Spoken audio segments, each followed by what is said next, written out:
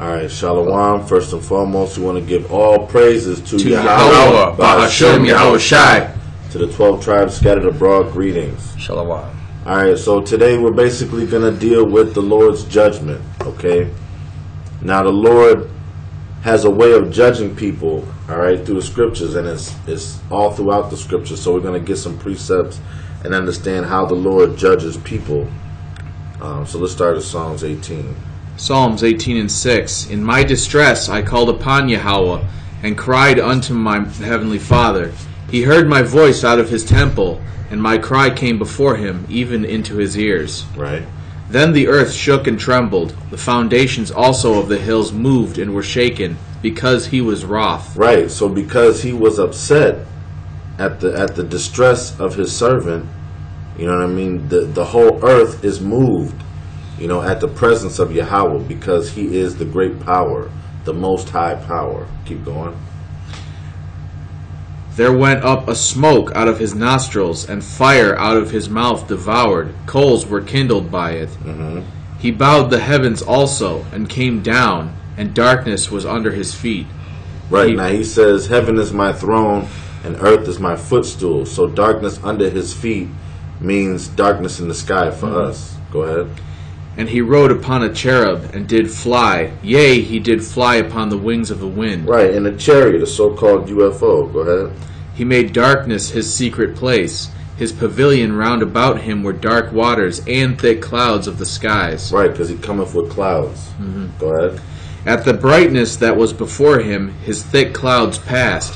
Hailstones and coals of fire. Hailstones and coals of fire, okay? This is just some of what the Lord uses as his weapons of indignation. Go ahead. You know what's funny though, Ak? Is even like the world is all darkness when it says darkness is under his feet. You know, that's kind of funny when, you know, this place is full of darkness. That's right. It's full of spiritual darkness, but it's going to be full of physical darkness. Go ahead. Down one. Yahweh also thundered in the heavens, and the highest gave his voice, hailstones and coals of fire. Right, so he's speaking, you know, he's speaking through disasters. Go ahead. Yea, he sent out his arrows and scattered them, and he shot out lightnings and discomfited them. Now let's deal with this, right? Let's deal with the arrows. Go to the tools. I want to look up the word arrows.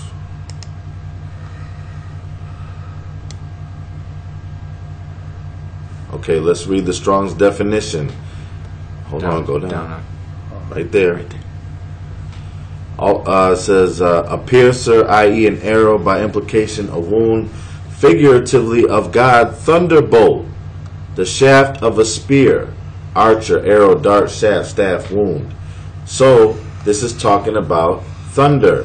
Those are his arrows, those are his darts, those are the spears, those are shot from the mighty archer, which is the Most High. He's the mighty archer. Calamities inflicted upon men. Exactly. So now, arrows of God are lightnings, says Habakkuk. Yeah. Evil calamities inflicted upon men. That's right. So now, I just wanted to see what was the word for it. Okay, it's chets. So now let's get some precepts. Are you gonna get the root word? To divide. Okay, to be cut off, finished. To shoot arrows. Yeah. All right. Yeah, that's good. Now go to the other tab and let's get another precept. Let's get Deuteronomy 32, because we're dealing with the arrows, right? Because now a doctrine that we were taught is that all the arrows are missiles. Yeah. Right? So let's see if this is true according to the precepts. Let's not just give homage to man's words. Let's go search his words and find out if they be true. So let's go to the 22nd verse. There is the glittering spear, but that's different than just a missile, because you've got fiery darts that Satan throws out, you know. Right. What do you want me to go? 22. Deuteronomy 32 and 22. For a fire is kindled in mine anger, and shall burn unto the lowest hell, and shall consume the earth with her increase, and set on fire the foundations of the mountains. Come on. I will heap mischiefs upon them. I will spend mine arrows upon them. I will spend my arrows upon them. Okay? So now, he said, I will spend mine arrows upon them. Now, you could say that everything is the Lord's, which is true, but he's specifically talking about something that man cannot have access to, which is lightning. Man does not have access to the Most High's lightning. He shoots it as he wills. Chats. Same word. Same word. Right? Okay. Now go down, keep reading.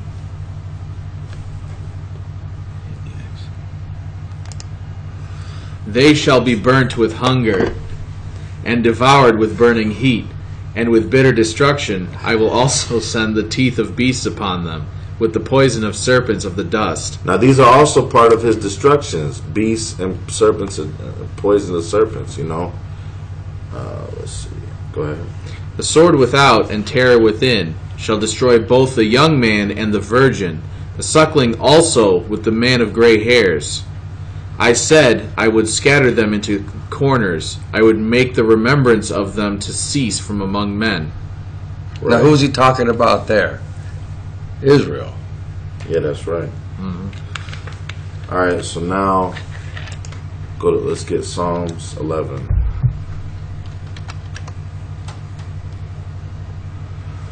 All right, let's start at 4. Psalms 11 and 4. Yahweh is in his holy temple. Yahweh's throne is in heaven. His eyes behold, his eyelids try the children of men. Yahweh trieth the righteous, but the wicked and him that loveth violence his soul hateth. Upon the wicked he shall rain snares, fire, and brimstone, and an horrible tempest. This shall be the portion of their cup. Right, so upon the wicked he'll rain snares, fire, and brimstone, and a horrible tempest. This is the portion of their cup. So these are the disasters of the Most High. Raining snares, meaning, fire and brimstone, which the brimstone represents sulfur. Let's go to that word, actually. Brimstone. Go, let's see. Strong's H1614. Gopherith. Yeah, Gopherith. As he says it, right? So, let's see. Right here. I believe pitch, the name which was afterward transferred to other inflammable materials, especially sulfur. Right? Now, what causes sulfur and what is that pitch? That comes from volcanic activity. Mm-hmm. Right? So that's also part of the Lord's indignation as volcanoes. So now, let's see. Let's go back to these arrows. So now, dealing with the arrows still, right? I want to get the King James Apocrypha.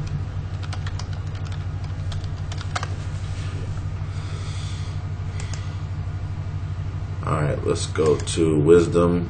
Hold on.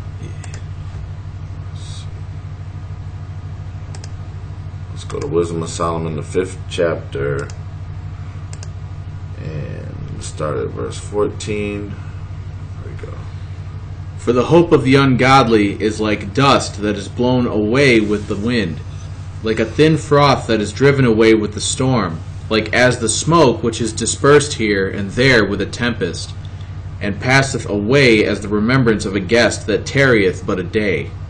But the righteous live for evermore. Their reward also is with the Lord, and the care of them is with the Most High. Therefore shall they receive a glorious kingdom, and a beautiful crown from the Lord's hand.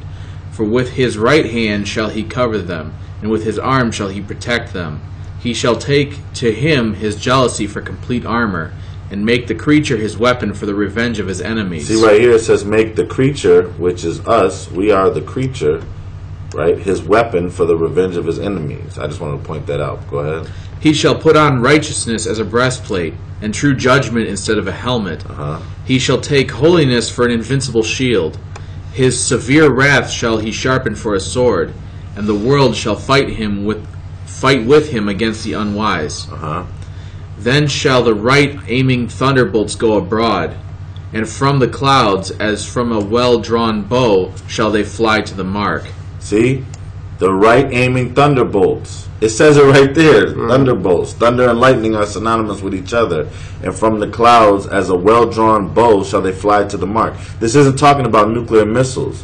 Because the well-drawn bow, like when you have an archer that draws the bow back, that hits the mark, that is a man that's good with aim. Well, the Most High is good with aim. He doesn't miss. You know, he is that archer, and he has that well-drawn bow. And see, lightning was likened to a bow and arrow because how it shoots down.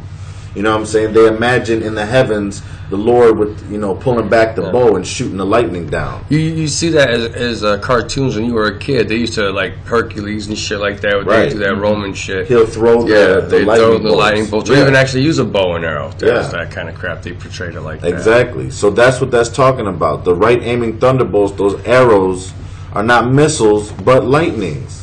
Okay, go ahead. And hailstones full of wrath shall be cast as out of a stone bow. See, hailstones. Now, a stone bow is like when you had that launch. What do you call that thing? A slingshot. Slingshot. There you go. Slingshot. Like they had those. They'd wheel those big catapults. Yeah, right, catapult. And they'd just launch the boulders with the fire over. Well, that's what they're likening the Lord dropping hailstone from heaven, like, you know, casting it out of a stone bow, like having a catapult in the heavens, because he just sends them down.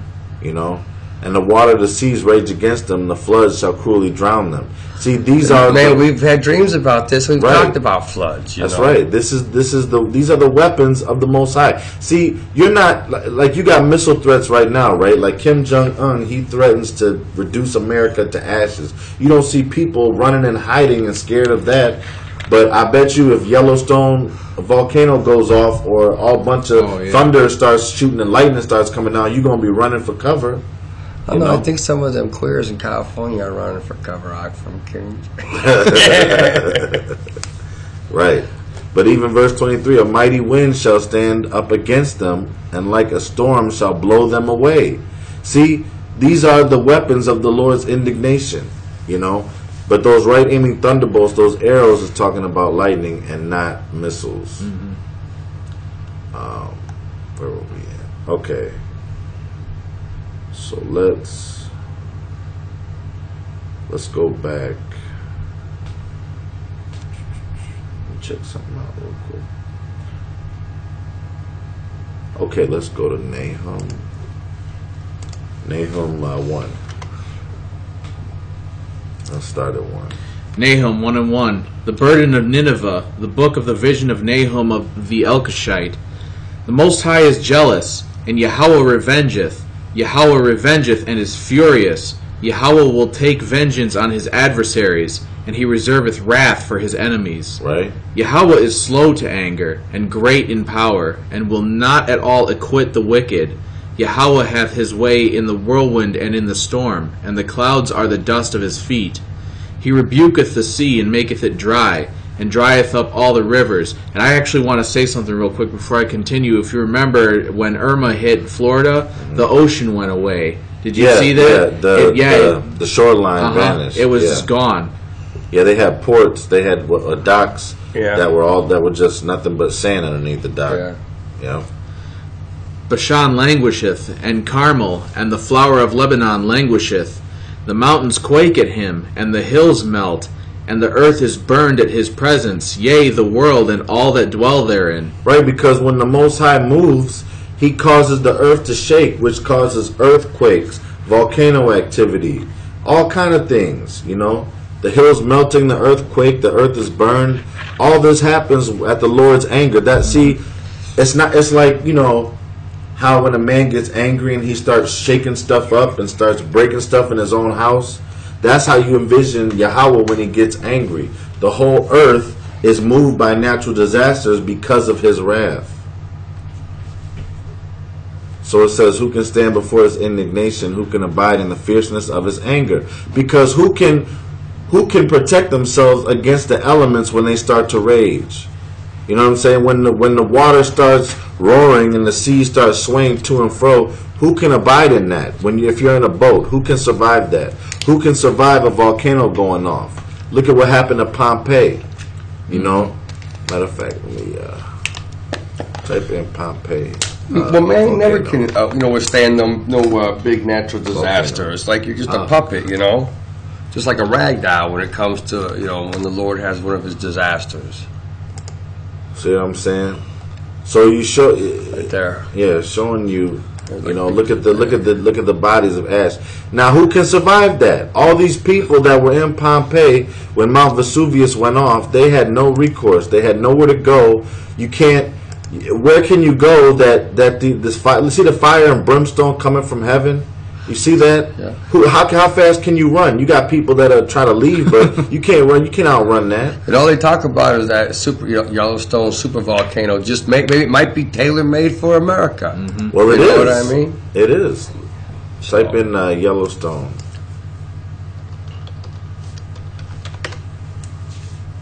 It is. It is tailor made for America. They're saying that this thing. Hold on, let me go back. If this thing pop, man, it'd take out half the country. See, look, supervolcano study launched to pinpoint eruption amid Yellowstone fears. And that's just 2 days ago. Everybody's fearing Yellowstone because when this thing goes off, it's going to exceedingly move a lot of things. It's going to destroy a lot of things. Go back to images.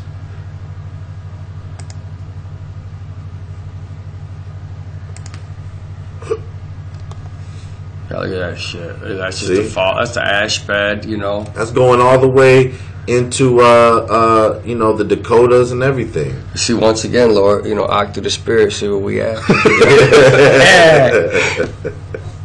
But see, I'm telling you, this trajectory is vast. This goes all the way into Mexico. Yeah, Louisiana. You see, look at that triangle. It's even got that Illuminati look. Yeah, right. Yeah. Right. But yeah, I mean, you can't. This is the Lord's. The Lord has set up, the seas and the volcanoes and the winds, and hailstones and all this for judgment upon man. That's all it is. So let's go back. Okay, right here. Yahweh is good, a stronghold in the day of trouble, and He knoweth them that trust in Him. But with an overrunning flood He will make an utter end of the place thereof, and darkness shall pursue His enemies. What do ye imagine against Yahweh? Will He make an utter end? Affliction shall not rise up the second time. Mm-hmm. For while they be folden together as thorns, and while they are drunken as drunkards, they shall be devoured as stubble fully dry. Mm-hmm. There is one come out of thee that imagineth evil against Yahweh, a wicked counselor. Thus saith Yahweh, though they be quiet, and likewise many, yet thus shall they be cut down, when He shall pass through. Though I have afflicted thee, I will afflict thee no more. Okay, that's good. God. So now I want to look something up right here. Go to type in lightning linked with firebending.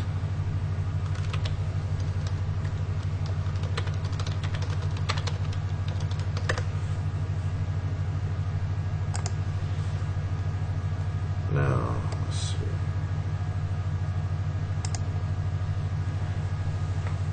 No. Let's see if this is that ain't it. Sapphires. Stock exchange.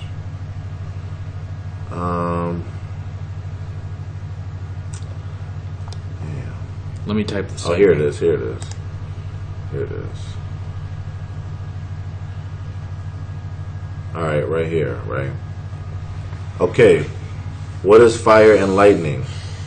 Fire is a state, a process, or instance of combustion in which fuel or other material is ignited and combined with oxygen, giving off light, same as the glow of lightning, heat, and flame. Lightning, a brilliant electric, creates light, spark, fire, discharge in the atmosphere occurring within a thundercloud, between clouds, or between a cloud and the ground.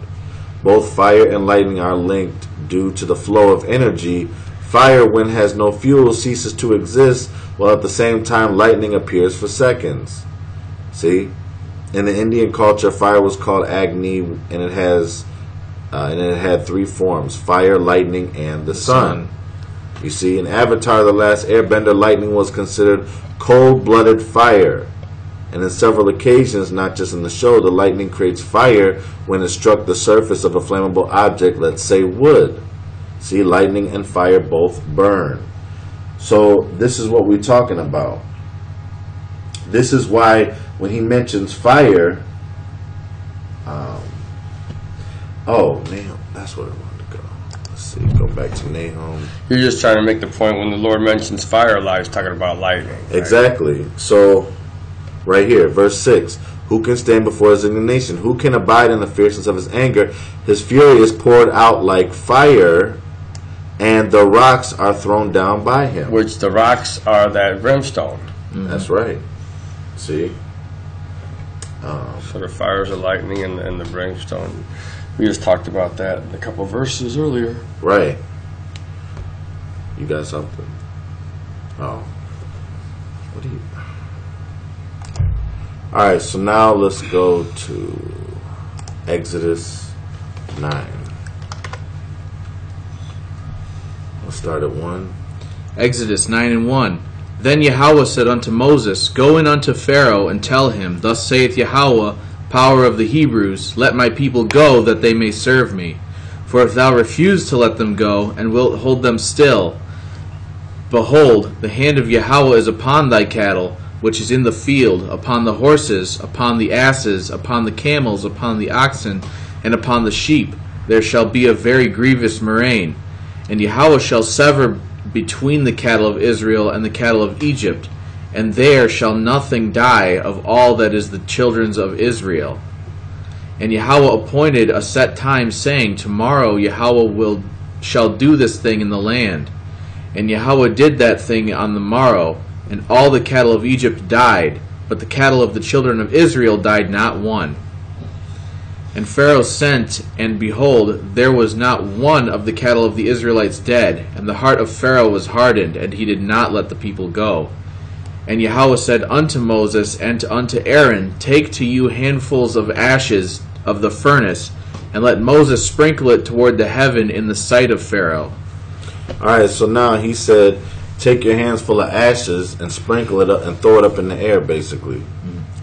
And it shall become small dust in all the land of Egypt, and shall be a boil breaking forth with blains upon man, and upon beast throughout all the land of Egypt. See, now the boils that came through, upon the beast and all the land, upon man and beast, these are the Lord's destructions, upon Egypt. Now, was any missiles involved in Egypt? No, there was no nuclear missiles involved, but yet the people still talk about the Most High. He said, I will be known from what I have done unto Egypt. Now, and let's get a precept real quick. Get Jeremiah 16. Because I'm going to show you this. 16 and 14. Therefore, behold, the days come, saith the Lord, that it shall no more be said, the Lord liveth, that I brought up the children of Israel out of the land of Egypt. Because it's being said right now. The power of Yahweh is being glorified through what he did in the land of Egypt, where not one missile was involved, right? But the Lord liveth, that brought up the children of Israel from the land of the north and all the lands whither he had driven them, and I will bring them again into their land that I gave unto their fathers. So now, when we get over into the land of Israel and into the kingdom, we're going to be singing praises of what the Lord did this go-round, which is going to surpass the go-round of Egypt.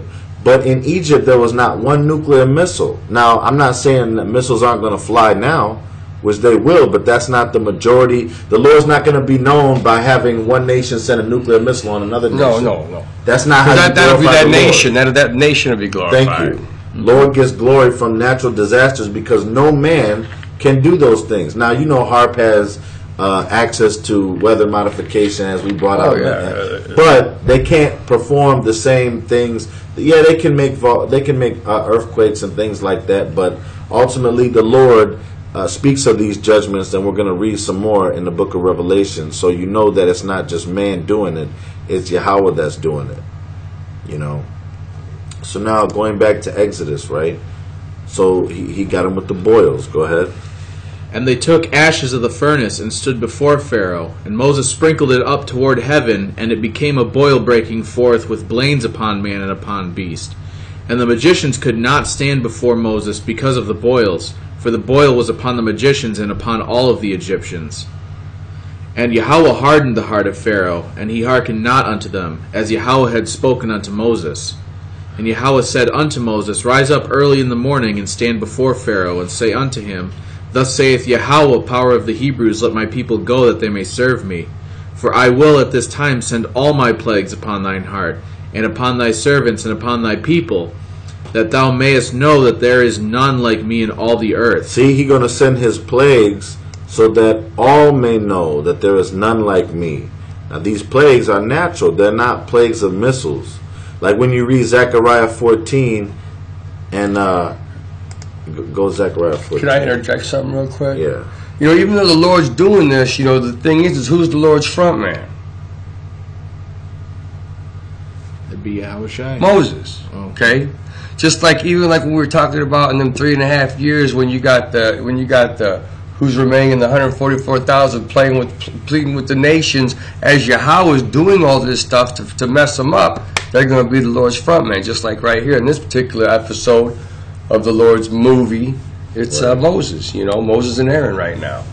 Right. So now, Zechariah 14 and 12, it says, This shall be the plague wherewith the Lord shall smite all the people that fought against Jerusalem. See, the flesh consume away while they stand on their feet, the eyes consume away in their holes. Now we brought this out. What this is not talking about a missile. And as we're linking it up with Exodus 9, you know it's not talking about a missile, because the Lord said he's going to send the plagues on the Egyptians, which is they're going to know that Yahweh is the Most High. So these plagues go with the book of Revelations, what it tells you is going to happen to the people. How he's we're going to get into that later, but just know that when it's talking about plague, it's not dealing with missiles. Missiles are going to be used in these last days, but that's not what the Lord is dealing with in these scriptures. And I want to make a point on this real quick, because people like to use this verse to pertain to missiles, because they say that nuclear fire will do this, but you have to look at what nuclear fire doesn't actually do this.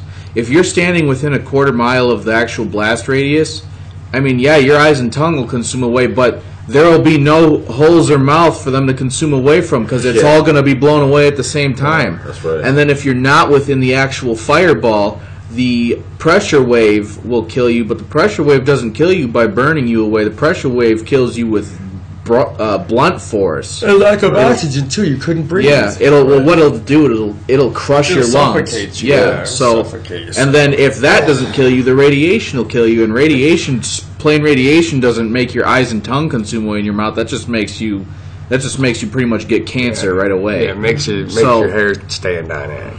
Right. So this isn't akin to what nuclear fire does. Nuclear fire is, if you're in the actual fire, it's instant, like you're gone immediately. There's no your tongue and eyes consuming away but leaving your skull behind. That doesn't happen. You're just gone. Even when the Lord talks to them in the Apocrypha like they're a flame, you know, that's quickly snuffed out, that burns really fast, you know. Right. That's right. So, you know, going back to Exodus 9, these plagues have nothing to do with missiles. All right, let's go to verse 15. For now I will stretch out my hand, that I may smite thee and thy people with pestilence, and thou shalt be cut off from the earth. See, he's going to smite the people with pestilence. Let's go and find out what that is.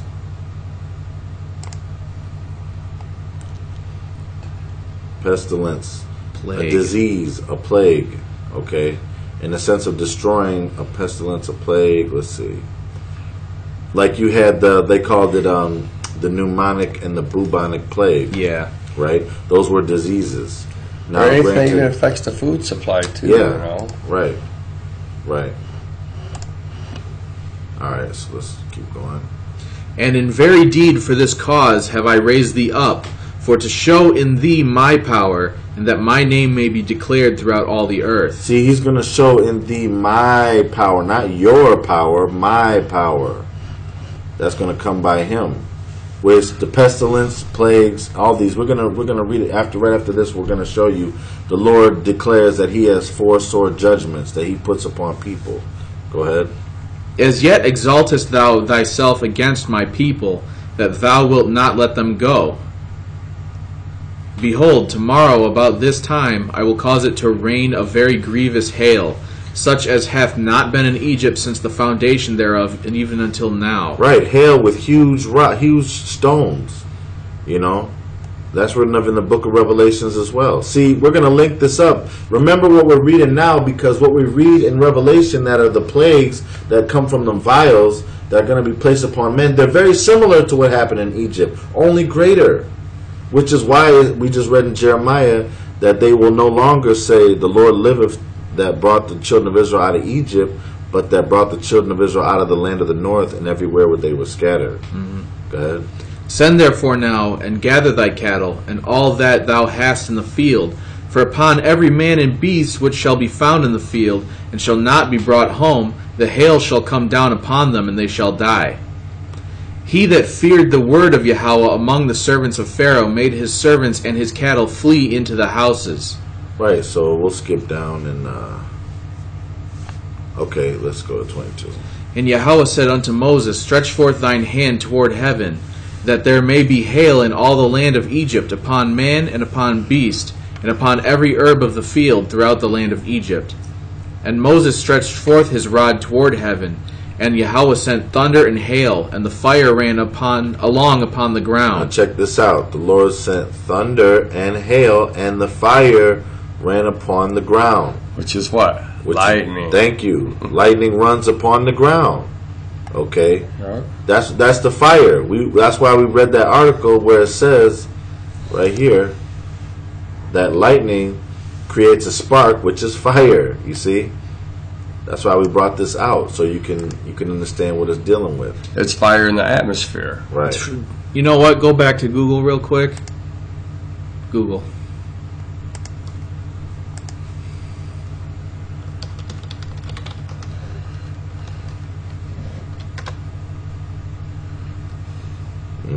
Lightning is 53,540 degrees Fahrenheit. That is hot. That's why they say that you fry yourself. Like if somebody sticks a fork in a socket, you got fried. Yeah, they say it's 5 times hotter than the sun. See, so lightning versus the sun, which is hotter? Yeah. So let's see. There's 5 times. That's what you have to answer the bowl, which is roughly 5 times. See. Yeah. So there you go. There's that fire, man. That extreme fire.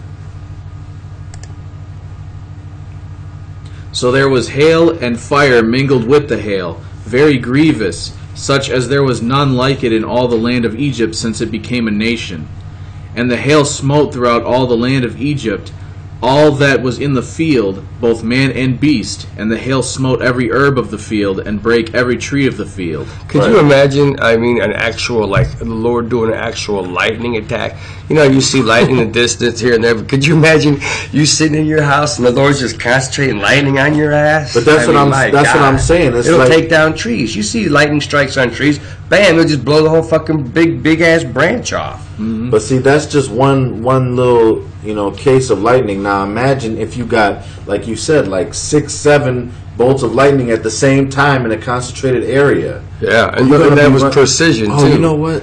They showed you that in this movie. Hold on. See if you just see lightning strikes. Type in lightning. Hold on. Type in "Journey to the Center of the Earth" lightning.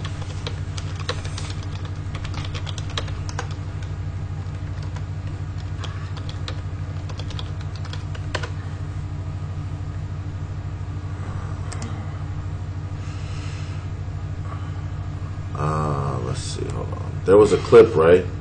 Let's go to video. Yeah, here we go. There it is. Yes. What do you need to do? You gotta unlock it. It's got a black box that has recorded all of the zoonotic bacteria that have transpired in the last 10 years. Tell me what I'm up next. How old is this movie? Pretty old, We're right? really sorry we have to go now. It's been corroded. We need help.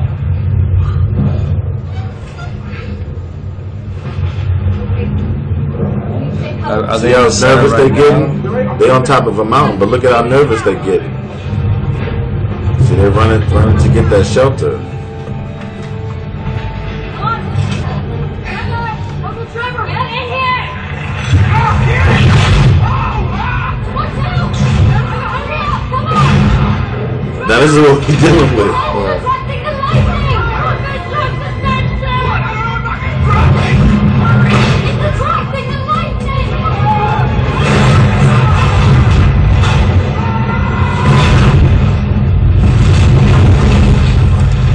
Now that's what we're dealing with. You see, now you get the full sense of what the lightning will strikes, so you do. can see some actual lightning strikes, some lightning strike After Effects, like images. Well, let me just do this.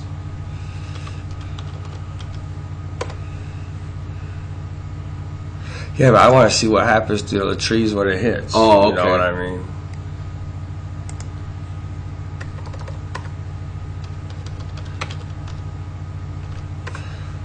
Like lightning strike damage. Like, look at that. See that? Man, that's crazy. Look at that. Like right through the tree, man. That's Look at that. crazy. Sliced it. Well, could you imagine at 54,000 degrees? Look at that. It's crazy. Look at that one over there. Cemetery. Yeah. See, that's what I'm saying. See that red hot? There's Look at that one. Look at that one. Look at that one. Damn. Look at that one. Now you gotta imagine a thick bolt like this, several of them at the same time in a concentrated area, like we was just watching on that clip. See, and it caused the fire, it burnt up the wood. See, this is what we're dealing with. This is the judgment of the Lord. This is nothing to play with. Like that, blow it right in half. Look at that. This is nothing to play with, you know.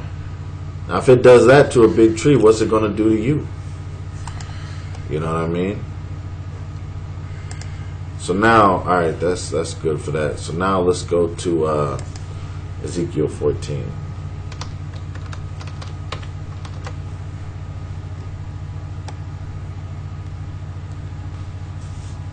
Ezekiel 14 and 13. Son of man, when the land sinneth against me by trespassing grievously, then will I stretch out mine hand upon it, and will break the staff of the bread thereof, and will send famine upon it, and will cut off man and beast from it. So okay. When the land sinneth, now the land doesn't sin. We brought this out before. The people that's on the land create the sin. So when it's speaking of the land sinning, it's the people that's in the land. So when those people sinned by trespassing grievously, this is how he's going to stretch out his hand upon it. Okay? Famine. Go ahead. Though these three men, Noah, Daniel, and Job, were in it, they should deliver but their own souls by their righteousness, saith the Lord Yahweh. Right, now we know. Okay, let's find out what this is dealing with. Let's go. Give me another Bible, blue letter. Give me another tab. Let's get some understanding on this. Go to Genesis 6. Let's deal with Noah first, right?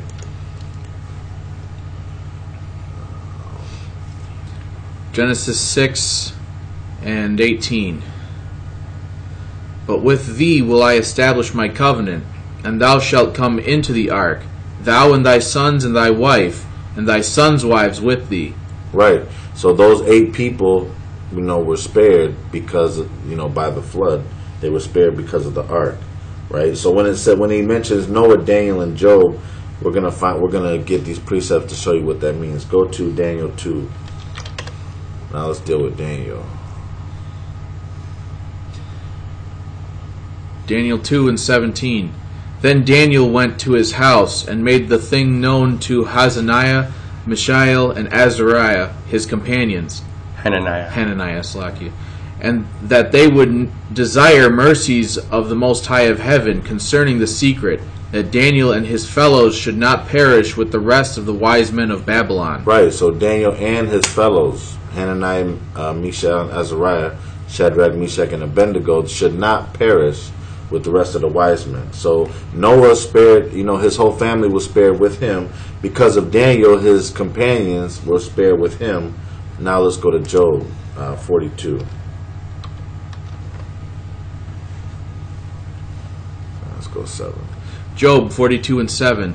And it was so that after Yahweh had spoken these words unto Job, Yahweh said to Eliphaz the Temanite, My wrath is kindled against thee, and against thy 2 friends, for ye had not spoken of me the thing that is right, as my servant Job hath. Therefore take unto you now 7 bullocks and 7 rams, and go to my servant Job, and offer up for yourselves a burnt offering. And my servant Job shall pray for you, for him will I accept, lest I deal with you after your folly. See, Job shall pray for you. That's how they were spared, because Job prayed for them, right? So now going back to where he says Noah, Daniel, and Job were in it. They should deliver but their own souls by their righteousness, right? So let's keep reading. If I cause noisome beasts to pass through the land, and they spoil it, so that it be desolate, that no man may pass through because of the beasts. Right, so noisome beasts, go ahead. Though these 3 men were in it, as I live, saith the Lord Yahweh, they shall deliver neither sons nor daughters. They only shall be delivered, but the land shall be desolate. Or if I bring a sword upon that land, and say, Sword, go through the land, so that I cut off man and beast from it. And that sword is likened unto other nations coming against you in war. Go ahead. Though these 3 men were in it, as I live, saith the Lord Yahweh, they shall deliver neither sons nor daughters, but only they themselves shall be delivered. So now let's go to 1 Samuel 12. And we'll start at 12. 1 Samuel 12 and 12. And when ye saw that Nahash, the king of the children of Ammon, came against you, ye said unto me, Nay, but a king shall reign over us, when Yahweh your power was your king. Now therefore behold the king whom ye have chosen, and whom ye have desired, and behold, Yahweh hath sent a king over you. If ye will fear Yahweh and serve him, and obey his voice, and not rebel against the commandment of Yahweh, then shall both ye and also the king that reigneth over you continue following Yahweh your power. But if ye will not obey the voice of Yahweh, but rebel against the commandment of Yahweh, then shall the hand of Yahweh be against you, as it was against your fathers. Now therefore stand and see this great thing which Yahweh will do before your eyes.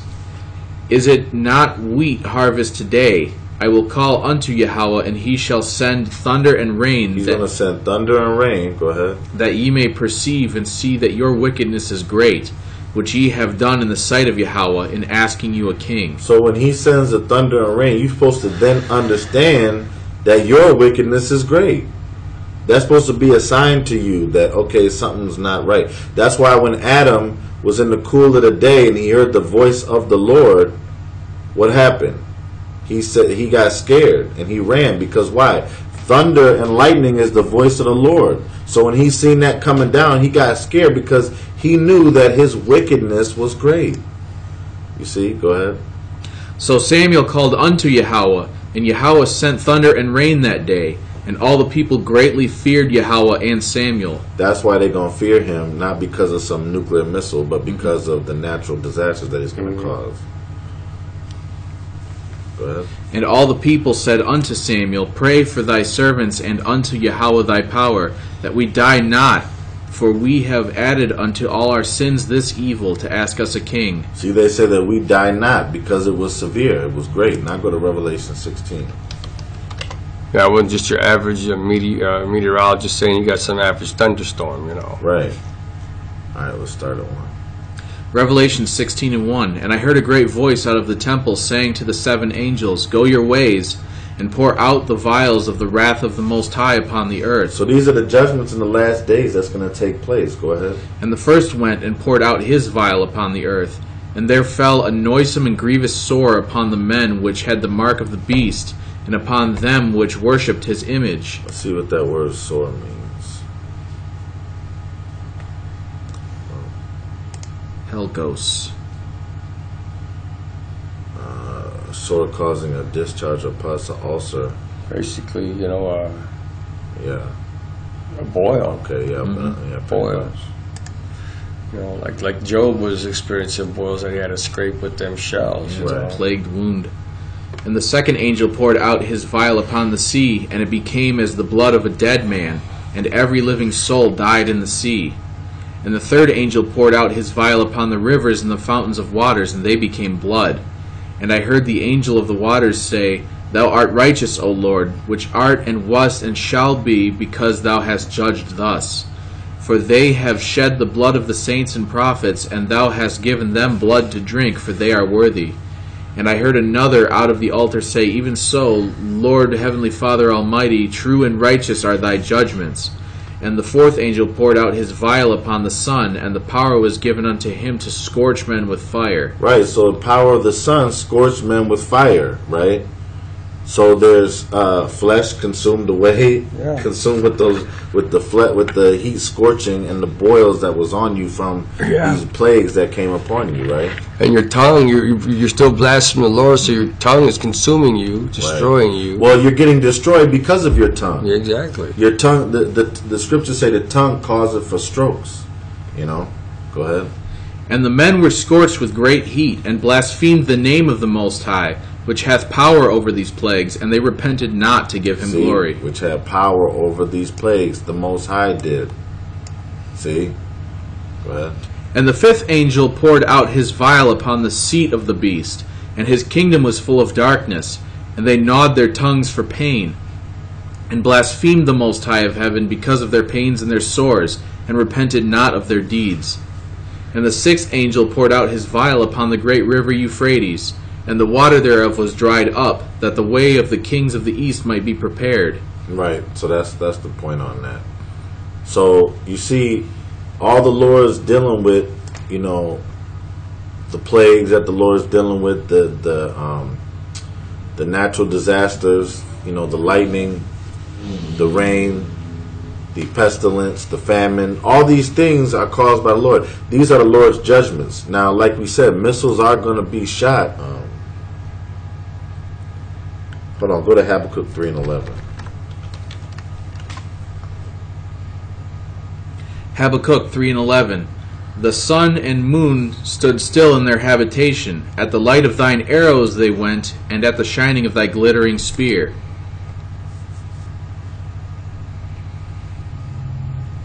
Let's see what the word glittering is. Lightning. Lightning flash. Same. Look up spear.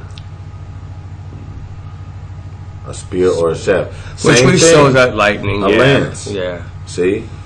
We were talking about a bow with Hercules and stuff like when we started out. So it's all the same thing. It's now go to Job 39. See? That's even the same. We can't even say that that's talking about missiles. See? Looks like we're putting the whole missile thing down here. Hey. Job 39 and 23. The quiver rattleth against him, the glittering spear and the shield. Mm-hmm. Okay, go hit the tools of that one.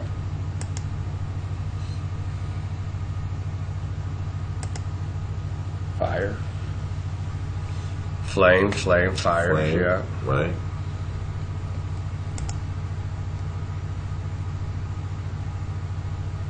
And spear is the same. Same word, right? Yeah. So see, they just all the way around. They just all the way around wrong when they did. There's no scripture that deal with nuclear missiles like that. You're not going to find that, okay? You're going to find the craftiness of men, which you can consider that being one of their crafty devices. Yeah. You can find that. What about the fire? Call fire to come down from heaven. That could be it, though. You know, an example of it. You know, we get them nukes coming down. That could also be Yellowstone volcano, though. Yeah, that's not. No, that's no. It's talking about the men. This is Isaiah 29, verse 5.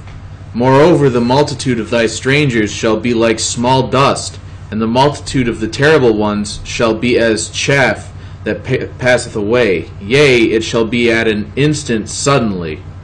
Thou shalt be visited of Yahweh of hosts with thunder, and with earthquake, and great noise, with storm and tempest, and the flame of devouring fire. Right. So see, the Lord is going to visit the earth with thunder, earthquake, lightning, great noise, storm, tempest, and the flame of devouring fire. This is how the Lord is going to deal with these people, okay? Now, like we said, nuclear missiles are a part of World War III, but overall, this is how the Lord is going to do it, all right? So, anybody have anything to add? Alright, so on that note, we're going to give all praises to Yahweh, Bahashem, Yahweh Shai. Shalom. Shalom. I don't care about